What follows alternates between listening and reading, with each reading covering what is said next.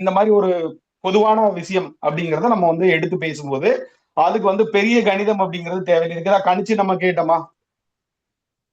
Nothing. கிடையாது. ஏதாவது கணிச்சு கேட்டோமா? கிடையாது.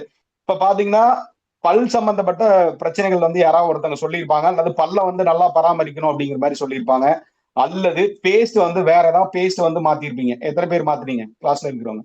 பேஸ்ட் வந்து மாத்தணும் அப்படிங்கிற மாதிரி எத்தனை பேர் மாத்துனீங்க? இப்போ ஒண்ணு மாத்திருப்பீங்க, அல்லது மாத்த போறீங்க, அல்லது நினைச்சிட்டு இருப்பீங்கன்னு அர்த்தம். இப்போ சமீபத்துல இது பொதுவா இருக்கக்கூடிய கிரகணங்கள் மூலியமாக எத்தனை பேர் பேஸ்ட மாத்துனீங்க?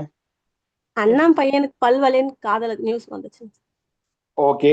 ஒண்ணு நியூஸ் வரலாம். ஒண்ணு ஒரு சம்பவம் அப்படிங்கிறது உங்களுக்கு நடக்கலாம், அல்லது அதை காதால கேட்கலாம், அல்லது உங்களுக்கு நாளானைக்கு போய் செக் பண்ணலாம் அப்படிங்கிற மாதிரி கூட இருக்கும். ஆமா சார், நானும் ஒரு பண்ணணும். ஒரு விஷயத்த மூன்று ஒரு ஒரு விஷயத்த 3 வகையா பிரிக்கலாம்.